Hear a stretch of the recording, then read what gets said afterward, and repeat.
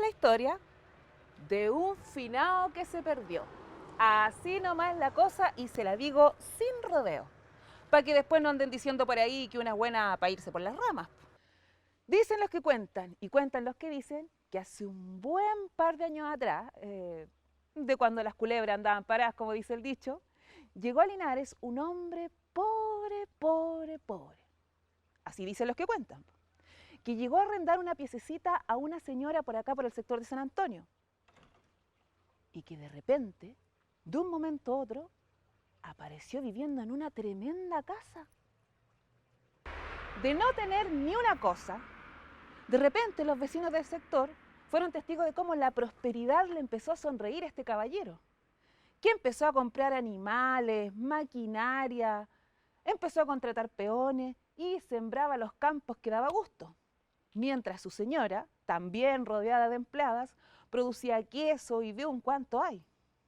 Así pues, don Froilán, ese es el nombre del protagonista de esta historia, de la noche a la mañana se convirtió en todo un patrón, un jutre de los que habitaban nuestro Linares. Pero ¿cómo fue todo esto posible? Dicen que la vieja, así nombran los hablantes a la señora esposa de don Froilán, era más pesada que vaca en brazo. Y el caballero, de tanta plata que tenía, miraba a la gallá por encima del hombro como si nunca hubiese sido pobre. Debe ser por esa misma altanería que las especulaciones empezaron a subir como levadura. Poco se demoraron los hablantes en encontrar una explicación a tan sospechosa y repentina prosperidad. Bueno, ¿y de dónde sacó tanta plata ese viejo? Copuchenteaban los hablantes. Ni que se hubiese ganado un premio, po. Ch, ¿qué premio ni qué 8 cuartos? Los otros días nomás don Demetrio estuvo contando bien curado que el viejo le había pedido que si se animaba a rezarle unos rosarios mientras él se metía en un cajón, que le dijo que no hiciera preguntas y que le pagaba buena plata. Pero don Demetrio sabe de esas cosas, po. Al tiro le dijo que no, que él estaba con Dios y no fue nada, que se encrispó el viejo y lo echó con viento fresco de la casona. Así es que ahí andaba don Demetrio, po, todo deprimido y sin pega, tomándose las últimas chauchas que le quedaban. Pobre hombre. ¿No estéis bromeando? O sea, ¿que el viejo tiene pacto con el diablo? Así parece, po. Ahí estaba la madre del cordero a tan buena racha, po. Ahora, apuesto que usted se acordó de lo mismo que me acordé yo cuando me contaron esta historia. Sí, po.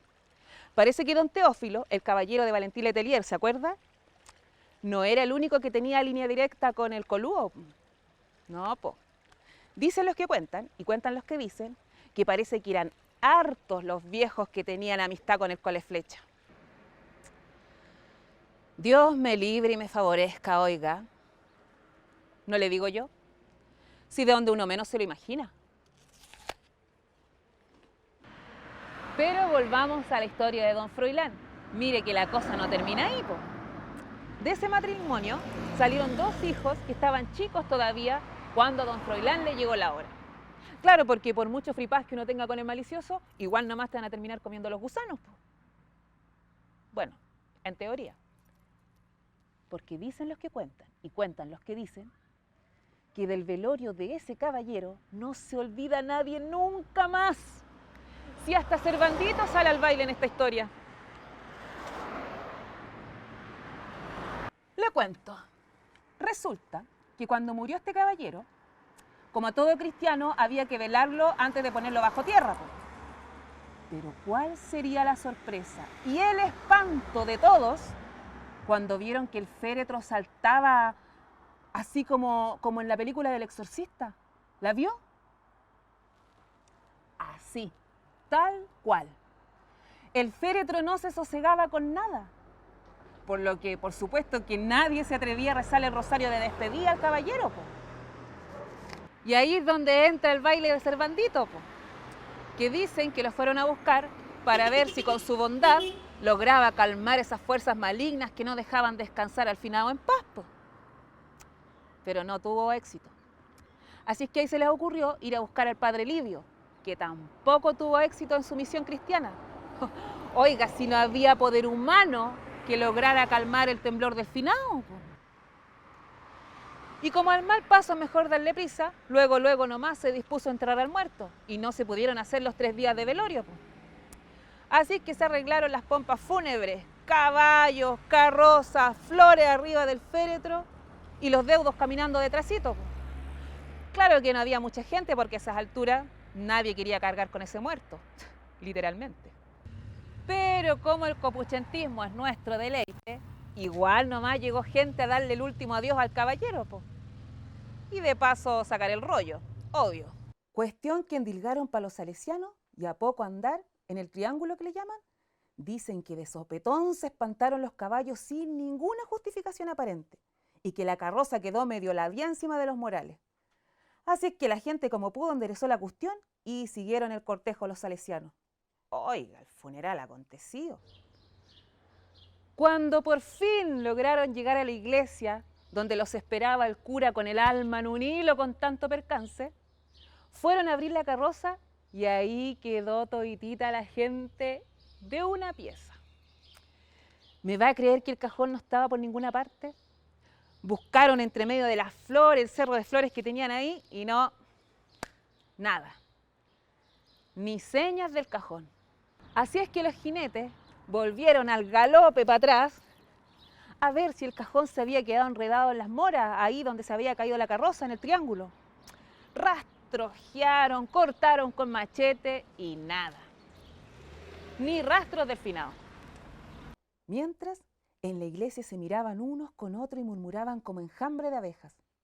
Algunos comentaban que en ese triángulo siempre se espantaban los caballos y los bueyes, que a veces quedaba la tendalá de sandías cuando los comerciantes pasaban por ahí con sus carretas.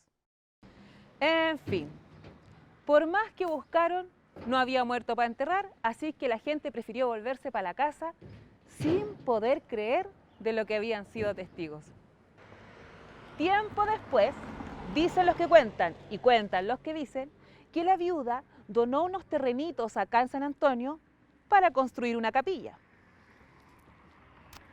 Dicen que lo hizo para limpiar a la familia de toda esta historia tan terrorífica.